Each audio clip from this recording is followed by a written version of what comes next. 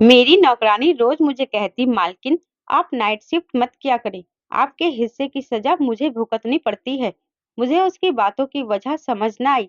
एक दिन मेरी तबीयत खराब थी, तो अपनी जगह किसी और को ड्यूटी देकर मैं अचानक जल्दी घर आ गई। तो मेरे कमरे से नौकरानी की चीखों की आवाज आ रही थी। और जब मैंने कमरे का दरवाजा खोला, तो सामने का मंजर देखकर मेरी रूह कांप गई, क्योंकि कमरे में मेरी छोटी बेटी और वह नौकरानी। मैं कई दिनों से देख रही थी कि नौकरानी बार-बार मेरे पास आती थी और कुछ कहे बगैर ही पलट जाती थी। शायद वह मुझसे कोई बात करना चाहती थी। जब मैंने उसे 3-4 बार यही करते देखा, तो एक दिन मैंने उससे पूछ ही लिया कि कमला, सब ठीक तो है? क्या तुम्हें कोई बात करनी है? मुझे लगा था शायद उसे पैसों की ज़रूरत होगी, क्योंकि अक्सर गरीब लोगों की यही तो समस्या होती है कि उन्हें हर वक़्त बस पैसों की ज़रूरत होती है। तो मैंने इसलिए उससे पूछ लिया कि पैसों की ज़रूरत तो नहीं? तो कमला कहने लगी, नहीं, नहीं मैडम जी, मुझे पैसों की ज़रूरत नहीं है, बल्कि मैं तो आपसे कोई और बात करना चाहती थी। मुझे उसके चेहरे पर चिंता की लकीरें साफ दिखाई दे रही थी। मैंने उससे कहा कि कमला जल्दी बताओ, मुझे हॉस्पिटल के लिए भी देर हो रही है। तो कमला कहने लगी कि मैं बस आपसे यही कहना चाहती हूँ कि आप नाइट शिफ्ट ना किया करें। मैंने चौंक कर और थोड़ा गुस्से से उसे देखा कि उसकी यह बात कहने का क्या मतलब है कि मैं नाइट शिफ्ट ना किया करूं। आखिर वह होती कौन थी मुझे यह सलाह देने वाली? मुझे गुस्से में देखकर वह बगैर कुछ कहे जल्दी से वहां से चली गई थी। मैंने सोचा कि शायद मेरे जाने के बाद उसे घर के ज्यादा काम करने पड़ते होंगे, इसीलिए वह ऐसा कह रही है। मुझे भी काफी दिनों से उसका व्यवहार कुछ बदला बदला सा लग रहा था। इसलिए मैंने सोचा कि मुझे उस पर नज़र रखनी चाहिए और आखिर पता तो चल करना चाहिए कि उसके दिमाग में चल क्या रहा है। खैर उस दिन मैं अस्पताल चली गई। वैसे तो मैं दिन की ड्यूटी ही किया करती थी, लेकिन पिछले 3 साल से मैं नाइट शिफ्ट कर रही थी और मुझे इसमें इसलिए भी कोई समस्या नहीं होती थी कि अब तो बच्चे बड़े हो गए थे। और वैसे भी मैंने कमला को फुल टाइम के लिए रखा हुआ था कि वह दिन-रात हमारे ही घर में रहे और शाम को तो मेरा पति भी घर पर चला जाता था, तो इसलिए मुझे कोई चिंता नहीं रहती थी। लेकिन पिछले कुछ दिनों से मुझे कमला के बारे में अजीबो-गरीब ख़्याल आने लगे थे कि कहीं वह मेरे पीठ पीछे कुछ गलत ना कर रही हो, क्योंकि एक मेरी सहेली ने बताया था कि उसकी पड़ोस में रहने वाली नौकरानी ने अपने मालिक से अफेयर चला लिया था, क्योंकि उसकी मालकिन भी रात को घर से बाहर रहकर जॉब करती थी और छुपकर उससे शादी भी कर ली थी। जब से मैंने यह खबर सुनी थी, मुझे तो किसी भी पल चैन नहीं मिल रहा था। एक तरफ तो मुझे अपने पति पर पूरा विश्वास था कि मेरा पति ऐसा कुछ भी मेरे साथ नहीं कर सकता, और मुझे उस नौकरानी पर भी विश्वास था, क्योंकि वह एक बहुत ही शरीफ औरत थी। लेकिन फिर मैंने सोचा कि किसी को बदलते हुए देर कितनी ही लगती है। मैंने अपने पति और नौकरानी पर नज़र रखने का फैसला कर लिया। मैं सुबह देर तक सोई रहती थी, इसलिए मेरे पति कमला के हाथ का ही नाश्ता करके चले जाते थे। मैंने सोचा कि मुझे खुद उठकर उनका नाश्ता बनाकर देना चाहिए, लेकिन सारी रात ड्यूटी करने के बाद मैं इतने थक जाती थी कि जब मैं सुबह 5 बजे लौटकर घर आती, तो गहरी नींद सो जाती थी और फिर उठने का मन ही नहीं करता था। 5 बजे की सोई हुई मैं दोपहर 12 बजे उठा करती थी। लंच करने के बाद मैं अपने प्राइवेट क्लिनिक बैठ जाया करती थी, क्योंकि अस्पताल की नौकरी के अलावा मैंने अपना एक प्राइवेट क्लिनिक भी बना रखा था, जिसमें मैं गरीब लोगों का मुफ्त में इलाज किया करती थी। क्लिनिक से आने के बाद शाम की चाय पीने के बाद मैं अस्पताल चली जाया करती थी। कभी-कभी मेरे पति मुझसे शिकायत भी करते कि सौम्या, तुमने तो अपनी ज़िंदगी को इतना बिज़ी कर लिया है कि उसमें मेरे लिए टाइम ही नहीं है। आखिर मुझे भी तुम्हारी ज़रूरत महसूस होती है। लेकिन मेरे पति बहुत अच्छे थे।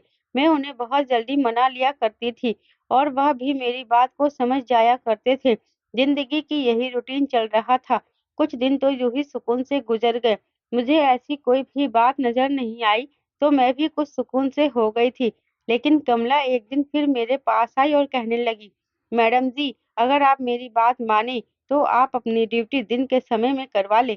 आपके जाने के बाद आपके किए की सज़ा मुझे भुगतनी पड़ती है। इस बार वह बहुत गुस्से से कह रही थी और अपनी बात खत्म करके वहां से जा चुकी थी। उसकी बात सुनकर मैं तो हैरान रह गई थी कि मेरे हिस्से की सजा का क्या मतलब था। कहीं वह मेरे हिस्से का समय मेरे पति के साथ तो नहीं गुजार रही थी। यह सोचते ही मेरे कदमों तले से जमीन निकल गई थी। मेरा विश्वास था जो मेरे पति के ऊपर वह डगमगाने लगा था। लेकिन फिर मैंने सोचा कि नहीं, ऐसा नहीं हो सकता। वह बस ऐसे ही कह रही होगी। लेकिन फिर भी मुझे जानना तो चाहिए कि आखिर उसकी इस बार-बार की जिद के पीछे मकसद क्या था कि मैं नाइट शिफ्ट ना करूं, दिन की ड्यूटी कर लूं। मैं एक डॉक्टर थी और मैंने सारी जिंदगी ईमानदारी से काम किया था और कभी कोई एक्स्ट्रा फेवर या किसी का एहसान नहीं लिया था। अस्पताल वाले जो भी ड्यूटी लगाते हैं, मैं खुशी से उसे स्वीकार करती थी और पूरी लगन से उसको निभाती थी। अभी भी नाइट शिफ्ट के लिए बात कर रखी थी कि मैं नाइट ड्यूटी कर लूंगी, मुझे कोई दिक्कत नहीं है। और अब मैं ऐसे अचानक से छोड़ नहीं सकती थी, मेरी बात खराब हो जाती। इतने सालों से मैं मेहनत से काम कर रही थी और कभी भी मैंने अपनी बात से पीछे नहीं हटी थी। पूरे स्टाफ को मेरे ऊपर बहुत ज्यादा भरोसा था, लेकिन मैं इस तरह अपने घर को तोड़ना भी नहीं चाहती थी। मैंने सोचा कि कुछ ना कुछ तो करना ही होगा। कमला मेरे घर पर पिछले 3 साल से नौकरी कर रही थी और इतने वक्त के दौरान ना तो उसे मुझसे कोई शिकायत हुई थी और ना ही मुझे उससे। वह एक विधवा औरत थी जिसके 2 बच्चे भी थे, जिनको पालने की खातिर वह मेरे घर पर नौकरी करती थी। मैंने उसे नौकरी के पहले दिन ही कह दिया था कि तुम्हें 24 घंटे के लिए यहीं पर रहना होगा। उसको उसके बच्चों की टेंशन नहीं थी, क्योंकि उसके बच्चों की देखभाल करने के लिए उसके माँ-बाप थे और वह गाँव में रहते थे। वह अकेले ही हमारे घर पर रहती थी। जो भी तनख्वाह उसे मिलती थी, वह अपने गाँव अपने बच्चों के लिए देखभाल के लिए भेज दिया करती थी। हालाँकि मैंने उसे कई बार कहा भी था कि अगर तुम चाहो तो अपने बच्चों को तुम यहाँ पर बुला सकती हो। जहाँ पर तुम रहती हो, वहाँ पर तुम्हारे बच्चे भी रह लेंगे। मगर न जाने क्या बात थी कि वह मना कर देती थी। उसके साथ समय बहुत अच्छा गुज़र रहा था। आज तक उसने कभी किसी की शिकायत नहीं की थी, लेकिन अब पिछले कुछ दिनों से मैं देख रही थी कि उसका व्यवहार अजीब-सा हो गया है। वह बस हर वक़्त मुझसे एक ही बात करती कि मैडम जी अपनी ड्यूटी दिन के समय करवा लें, रात को घर पर रहा करो। मुझे कुछ समझ नहीं आता था, आखिर रात को ऐसा घर पर क्या होता है, जिसकी वजह से वह इतना घबराकर मुझे यह बात कहती थी। एक दिन ऐसा हुआ कि मैं ऑन ड्यूटी थी कि अचानक एक नर्स मुझे आकर कहने लगी कि कोई औरत है, बड़ी दूर से आपसे मिलने आई है। मैंने पूछा, क्या वह कोई मरीज है? क्योंकि इस वक्त मेरी ड्यूटी इमरजेंसी में थी। तो वह कहने लगी, नहीं, वह आपकी कोई रिश्तेदार है। मैं हैरान होते हुए बाहर आई कि मेरी कौन सी रिश्तेदार इस वक्त मुझसे मिलने अस्पताल आ पहुंची है। मैं बाहर गई तो एक अनजान औरत को सामने खड़ा पाया। मैंने उससे पूछा, आप कौन हैं और मुझसे क्यों मिलना चाहती हैं? तो वह कहने लगी, क्या आप डॉक्टर सौम्या हैं? मैंने कहा, जी हाँ, मैं डॉक्टर सौम्या ही हूँ। मेरी बात सुनकर उसने एकदम से मोबाइल का कैमरा निकाला और मेरी तस्वीर खींचकर अचानक से भाग गई। मुझे तो कुछ सेकंड के लिए समझ नहीं आया कि मेरे साथ क्या हुआ है। और जब तक मैं समझती वह मुझसे दूर भाग चुकी थी। मैं जल्दी से उसके पीछे भागी कि उससे पूछ सकूं कि उसने मेरी तस्वीर क्यों खींची है और आखिर वह है कौन। लेकिन वह बहुत तेजी से भागती हुई मुझसे बहुत दूर जा चुकी थी। मैं परेशान होते हुए वापस आ गई और सोचने लगी, हे भगवान, यह मेरे साथ क्या चल रहा है? कौन थी वह औरत और यहाँ क्यों आई थी? पता नहीं क्यों मुझे बहुत बड़ी गड़बड़ का एहसास हो रहा था, जैसे कुछ बुरा होने वाला हो। मैं यह बात जानती थी कि मैं अपने घरवालों और अपने पति को ज़्यादा नज़रअंदाज कर रही हूँ, क्योंकि रात की ड्यूटी बहुत थका देने वाली होती है और सुबह तक मैं लेट से उठती थी। जब मैं सोकर उठी तब तक मेरे पति ऑफिस के लिए निकल चुके होते थे और जब मुझे ड्यूटी पर जाना होता था, तब तक वह ऑफिस से आते ही नहीं थे। अजीब-सी ज़िंदगी हो गई थी। काफ़ी दिनों से मेरे पति से तो मेरी बातचीत ही नहीं हो पा रही थी। मुझे इस बात का एहसास हुआ तो मैंने फ़ौरन से अपना मोबाइल निकाला और अपने पति को कॉल करने लगी। मैंने सोचा कम से कम फ़ोन पर ही बात कर लूँ, लेकिन मेरे पति मेरा फ़ोन नहीं उठा रहे थे। फिर मैंने उनके ऑफ़िस के नंबर पर कॉल की तो उनकी सेक्रेटरी ने बताया कि वह तो पिछले कई दिनों से दफ़्तर ही नहीं आ रहे थे। सेक्रेटरी की बातें सुनकर तो मैं हैरान रह गई थी। मुझे तो कुछ खबर ही नहीं थी कि वह दफ्तर जा भी रहे हैं या नहीं। लेकिन परेशानी वाली बात तो यह थी कि वह रोजाना घर से दफ्तर के लिए निकलते थे, फिर ऐसे कैसे वह कहीं जा सकते थे। अगले दिन मैंने सोचा कि मैं छुट्टी कर लेती हूँ। जब मैंने यह बात घर में बताई तो सब बहुत खुश हुए, खास तौर पर मेरी नौकरानी कमला के चेहरे पर तो सच्ची खुशी के हाव-भाव नजर आ रहे थे। जब रात का खाना खाकर मैं फ्री हुई तो ऐसे ही टहलने के लिए बाहर आ गई थी, तो मैंने देखा कमला किसी से फ़ोन पर बात कर रही थी और वह किसी को बता रही थी कि मैडम जी आज घर पर ही हैं। शुक्र है कि आज मेरी जान छूट गई, वरना तो उनके हिस्से की सज़ा भुगतते-भुगतते शायद मेरा दम ही निकल जाता। जब मैं उसके करीब गई तो उसने जल्दी से घबराकर फ़ोन बंद कर दिया और मैंने उससे पूछा कि किससे बात कर रही हो? तो कहने लगी, किसी से भी नहीं। अम्मा से अपने बच्चों का बस हाल-चाल पूछ रही थी। मुझे अब कमला के बारे में शक हो चुका था। यह कोई तो खिचड़ी ज़रूर पका रही थी या फिर मुझसे कोई बड़ी बात छुपा रही है। कहीं ऐसा तो नहीं यह किसी गलत काम में पड़ गई हो? मैंने सोचा कि आज घर पर रहकर सब कुछ देख लेती हूँ कि आखिर यहाँ पर ऐसा होता भी क्या है। लेकिन मुझे तो कुछ भी ऐसा गलत महसूस नहीं हुआ। सब लोग बड़े आराम से सो रहे थे। मेरा पति मेरी छुट्टी का सुनकर बहुत खुश हुआ था। कहने लगा कि इतना समय हो गया है, हमें एक साथ समय गुजारने का मौका ही नहीं मिलता। मैं भी सोचने लगी, क्या यह वाकई खुश है या खुश रहने का नाटक कर रहा है? मैं उसे खोजती हुई नजरों से देख रही थी। कहीं ऐसा तो नहीं कि मेरे घर से जाने के बाद उसका और मेरी नौकरानी का कुछ चक्कर चलता हो, इसलिए वह मुझे कहती हो कि आप घर पर ही रहा करें। मेरी एक बेटी और एक बेटा था। बेटी कॉलेज में पढ़ती थी, बेटा अभी छोटा था और वह स्कूल जाता था। इस घर में हम बस 4 ही लोग थे और मेरे ख्याल से इतने लोगों के लिए बस एक ही नौकरानी काफ़ी थी। इसलिए मैंने कभी कमला के अलावा किसी और को रखने के बारे में सोचा ही नहीं था और अगर 1-2 बार मैंने अपने घर वालों से पूछा भी कि कोई और नौकरानी रख लूँ, तो सब ने कमला की बहुत तारीफ़ करते हुए कहा था कि उसके होते हुए उन्हें कोई और परेशानी नहीं, तो फिर क्या ज़रूरत है कोई दूसरी नौकरानी रखने की? तो मैं भी सुकून से हो गई थी। लेकिन कुछ दिनों से मैं देख रही थी कि कमला और मेरी बेटी नेहा आपस में कुछ ज़्यादा ही प्यार से रहने लगे थे। नेहा हर वक़्त कमला के आस-पास रहती, कभी उसके कमर में बाहें डाले खड़ी होती, कभी उसके गालों पर प्यार कर रही होती। मुझे यह देखकर बहुत अजीब लगता था, आखिर वह कमला को इतना प्यार क्यों करने लगी थी? मैं यह भी देख रही थी कि नेहा तो उस कमला के करीब जाने की कोशिश करती थी, उसे प्यार करने की कोशिश करती थी, लेकिन कमला उससे दूर भागती थी।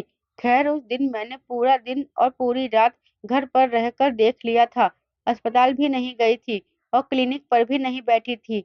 मुझे कुछ भी अननॉर्मल दिखाई नहीं दे रहा था, सिवाय इसके कि मेरी बेटी नेहा मेरी नौकरानी कमला के कुछ ज़्यादा ही करीब होने की कोशिश कर रही थी।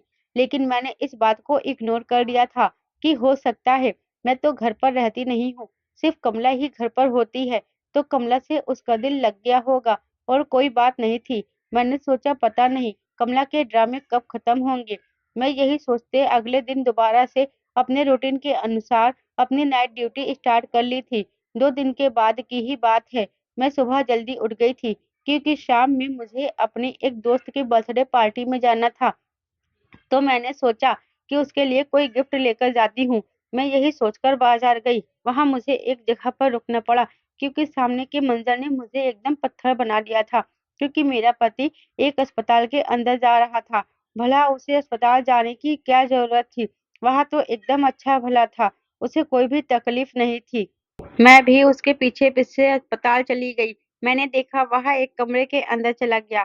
मैंने खिड़की से अंदर झाँक कर देखा तो वह एक औरत को कुछ पैसे दे रहा था। उस औरत को मैं पहचान नहीं पाई थी क्योंकि उस औरत की मेरी तरफ पीठ थी। उस औरत को पैसे देने के बाद और उससे हाथ मिलाकर मेरा पति जल्दी से बाहर चला गया। उसके बाद उस औरत ने किसी को फ़ोन किया और थोड़ी देर बाद जो औरत आई उसे देखकर मैं आँखें झपकाना ही भूल गई थी। फटी-फटी आँखों से मैं उसको देख रही थी और वह औरत कोई और नहीं बल्कि कमला ही थी। उस औरत ने कमला को कुछ पैसे दिए। कमला ने उसका धन्यवाद किया और वहाँ से चली गई। आखिर यह सब क्या था? मुझे कुछ भी समझ नहीं आ रहा था। मेरे पति ने पहले उस अनजान औरत को पैसे दिए और फिर उस अनजान औरत ने मेरे पति के दिए हुए पैसों में से कुछ पैसे कमला को दे दिए। आखिर यह सब चक्कर क्या था? और जब उस औरत ने मेरी तरफ चेहरा घुमाया तो मैं दंग रह गई थी, क्योंकि मैं उस औरत को कैसे भूल सकती थी। इतने दिन गुजर जाने के बावजूद उसका चेहरा मेरे दिमाग में फिट हो गया था। यह तो वही औरत थी जिसने उस दिन मेरी तस्वीर ली थी और भाग गई थी। इसका मेरे पति के साथ आखिर क्या संबंध है?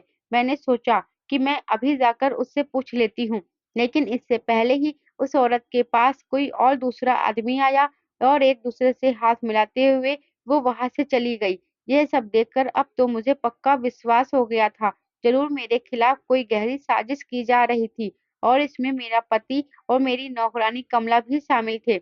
मैंने फैसला कर लिया था, आज मैं इन दोनों को रंगे हाथों पकड़ ही कर ही रहूंगी। रात को जब मैं नाइट ड्यूटी के लिए जाने लगी तो उस समय तक मेरे पति भी घर आ चुके थे और मुझे कहने लगे कि मैं भी तुम्हारे साथ ही निकलता हूँ, मुझे एक जरूरी काम से शहर से बाहर जाना है। मैं परेशान हो गई कि अगर यह भी घर से बाहर रहेंगे तो फिर मैं इन्हें रंगे हाथों कैसे पकड़ूंगी। लेकिन फिर मैंने सोचा कि चलो कोई नहीं, आज नहीं तो फिर किसी और दिन मैं हकीकत मालूम करके ही रहूंगी। अस्पताल में भी अपने ख्यालों में ही खोई रही। यही सोच सोच कर मेरा दिमाग फटने लगा, मेरे सर में तेज दर्द होने लगा। सर्जन डॉक्टर राउंड पर आए तो मेरी खराब तबीयत देखकर कहने लगे, मेरा ख्याल है कि आप नाइट ड्यूटी नहीं दे सकेंगी, आपको घर चले जाना चाहिए। सर में इतनी तेज दर्द था कि मुझे भी लग रहा था कि मैं यहाँ अब और ज़्यादा नहीं रुक सकती, वरना मेरी तबीयत और ज़्यादा खराब हो जाएगी। मैंने अपनी जगह किसी दूसरे डॉक्टर को ड्यूटी दी और बगैर बताए घर चली आई। आज से पहले मैं कभी जो अचानक रात के समय घर पर नहीं आई थी, दरवाजा अंदर से बंद था। मैंने सोचा इन लोगों को जगाने से अच्छा है मैं खुद ही अपनी चाबी से दरवाजे को खोल लूं। अंदर दाखिल होते हुए मुझे अंदाजा हो गया शायद मेरे पति अभी तक घर वापस नहीं लौटे थे, क्योंकि उनकी गाड़ी वहां पर नहीं थी। मैं चुपचाप अपने कमरे की तरफ बढ़ने ही लगी थी कि अचानक मुझे चीखों की आवाज सुनाई दी। ये आवाजें ऊपर से आ रही थी। मैं भागते हुए ऊपर गई तो चीखों की आवाज मेरी बेटी के कमरे से आ रही थी। मैं आगे बढ़कर दरवाजा खोलने लगी। एकदम से दरवाजा खुला और सामने का मंजर देखकर तो मेरी खुद की ही चीखें निकल गई, क्योंकि वह मंजर ही ऐसा था जिसने मुझे अंदर तक हिलाकर रख दिया था। मैंने देखा कि मेरी बेटी मेरी नौकरानी को बुरी तरह से पीट रही थी और वह चीखों की आवाज भी मेरी नौकरानी कमला की ही थी। मैंने जल्दी से आगे बढ़कर उसे हटाया तो वह भी मुझे देखकर परेशान हो गई। कमला जल्दी से मुझे देखकर मेरे पास आई और मेरे पीछे छुप गई। कहने लगी, मैं इसीलिए तो आपको कहती थी कि आप नाइट शिफ्ट ना किया करें, क्योंकि फिर आपके जाने के बाद मेरे साथ ऐसा ही होता है और यह आज से नहीं बल्कि कई महीने से हो रहा है। मैंने अपनी बेटी को गुस्से से देखते हुए पूछा कि आखिर तुम कमला को क्यों मार रही हो? आखिर उसने ऐसा भी किया क्या है जो तुम उसे इतनी बुरी तरीके से पीट रही थी? तो मेरी बेटी ने आगे बढ़कर मुझे भी एक जोर का धक्का दिया। कहने लगी, आप हम माँ बेटी के बीच में मत बोले, आप जो भी हैं यहाँ से चली जाए। उसकी हालत अजीब सी हो रही थी। मैं फटी-फटी आँखों से अपनी बेटी को देख रही थी। ये वह क्या बक-बक कर रही थी। मैंने कहा, ये तुम क्या कह रही हो? मैं तुम्हारी माँ हूँ, यह तुम्हारी माँ नहीं है। मुझे लग रहा था जैसे वह अपने होशो-आवास में नहीं है। दूसरी तरफ कमला बहुत बुरी तरह से डरी हुई थी। उधर नेहा की हालत भी खराब होने लगी थी। वह गुस्से के मारे कमरे का सामान इधर-उधर फेंकने लगी थी। मुझे लगा कि कहीं वह अपने आप को नुकसान न पहुंचा ले। मैंने जल्दी से अपने साथ लाए बैग में से नींद का इंजेक्शन निकाला और नेहा को लगा दिया। वह अब सुकून से बेड पर लेटी हुई सो रही थी और मैं यह देखकर बहुत ज्यादा परेशान हो चुकी थी। कमला अलग डरी-डरी सी खड़ी हुई थी। मुझे समझ नहीं आ रहा था कि आखिर यह सब हो क्या रहा है। मैंने कमला से पूछा कि यह सब क्या है और कब से हो रहा है और तुमने मुझे बताया क्यों नहीं? तो वह कहने लगी कि आप मेरे साथ आएँ, मैं आपको सब कुछ बताती हूँ। मैं अपनी बेटी को देख-देख कर परेशान हो रही थी कि आखिर उसे क्या हो गया है? वह मुझे पहचानने से इनकार क्यों कर रही है? कमला कमरे से निकलकर नीचे की तरफ ऐसे भागकर आई थी, जैसे 1 मिनट भी जहाँ पर रुकी तो वह उसे फिर से ना पकड़ ले। मैं भी परेशान होती हुई नीचे आ गई, तो वह कहने लगी, यह सब कुछ जो भी आपने देखा है, वह आपकी वजह से ही हो रहा है। मैंने कितनी बार आपको कहा कि आप नाइट शिफ्ट ना किया करें, आप रात को घर पर रहा करें, मगर आप तो कुछ सुनने को तैयार ही नहीं थी। आप याद करें कि आपने आखिरी बार कब बच्चों के साथ बैठकर उन्हें प्यार किया था या उनके दिल की कोई बात सुनी थी। उसकी बात सुनकर एक पल के लिए मैं चुप हो गई, क्योंकि वह सच कह रही थी। मुझे बचपन से ही डॉक्टर बनने का बहुत शौक था, इसलिए मैंने बहुत मुश्किलों के बाद अपने इस शौक को पूरा किया था। मेरे पति बहुत अच्छे थे और मेरे इस शौक के बारे में अच्छी तरह जानते थे, इसलिए उन्होंने शादी के बाद भी मुझे पढ़ने से नहीं रोका और बच्चे होने के बाद उन्होंने मुझे नौकरी करने की भी अनुमति दे दी और शुरू से ही मेरे बच्चों को नौकरों ने पाला था। मैं भी अपनी पूरी कोशिश करती थी कि अपने बच्चों को समय दे सकूं, लेकिन एक डॉक्टर होने के नाते मेरी बहुत ज़्यादा ज़िम्मेदारियाँ होती थी और मेरा ज़्यादातर समय अस्पताल में ही गुज़रता था। लेकिन उसके बावजूद मैंने हमेशा कोशिश की थी कि अपने बच्चों को एक अच्छी परवरिश और उन्हें एक अच्छी शिक्षा दे सकूं। हालाँकि मैं उन्हें ज़्यादा समय नहीं दे पाती, मगर इसका मतलब यह तो नहीं कि मैं उन पर ध्यान ही नहीं देती थी या उनसे प्यार ही नहीं करती थी। कमला कहने लगी कि आपके व्यवहार से नेहा धीरे-धीरे डिप्रेशन का शिकार होने लगी थी। उसे माँ-बाप के प्यार की सख्त ज़रूरत थी, जो उसे नहीं मिल पा रहा था, क्योंकि उसके माँ-बाप के पास उसके लिए समय ही कहाँ था। मगर वह छोटी है, कॉलेज में गलत संगत में पढ़कर गलत आदतों का शिकार हो गई है। उसे माँ के प्यार की ज़रूरत थी, जो उसे नहीं मिला, तो वह दिमागी मरीज़ बन गई। वह अपने अंदर की फ्रस्ट्रेशन और गुस्सा मुझसे मारपीट करके निकालती है और वह क्योंकि आपसे कभी कोई शिकवा नहीं कर पाई, इसलिए वह मुझे अपनी माँ समझते हुए मुझ पर अपना गुस्सा निकाला करती है और जब सुबह होती है, तो वह मुझसे ना सिर्फ माफ़ी माँगती है, बल्कि मुझे बहुत सारे पैसे भी देती है, ताकि मैं आपको कुछ न बताऊँ। मैडम जी, मैं गरीब हूँ, बच्चों का और बूढ़े माँ-बाप का पेट मैं अकेले ही पालती हूँ। रात को जो मारपीट और तकलीफ मैं सहती थी, सुबह जब आपकी बेटी मुझे पैसे देती है, तो मैं उसे भूल जाती थी कि रात को मैंने क्या तकलीफ सही थी। एक बार दिन में जब नेहा मुझसे माफ़ी माँग रही थी और मुझे पैसे देने लगी, तो मैंने नेहा से कहा, "नेहा, तुम मेरे ऊपर बहुत ज़ुल्म करती हो। मुझे तुम्हारे पैसे नहीं चाहिए। मैं तुम्हारी माँ को तुम्हारी सारी बातें बता दूँगी। तुम पागल हो। तुम्हें तुम्हारी माँ पागलखाने में डाल देगी, तब तुम्हारी अकल ठिकाने आएगी।"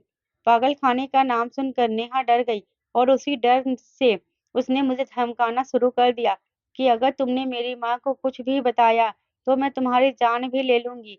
नेहा दिमाग की मरीज़ हो गई थी। धीरे-धीरे उस पर पागलपन के दौरे भी पड़ने लगे थे। इसलिए मैं डर गई और आपको कुछ भी बात नहीं बता पा रही थी। आपको सारी बात तो मैं नहीं बता सकती थी, लेकिन आपको यही कहती थी कि आप घर पर रहा करें। मैंने कमला से पूछा, "कमला, यह सब कब से हो रहा है?"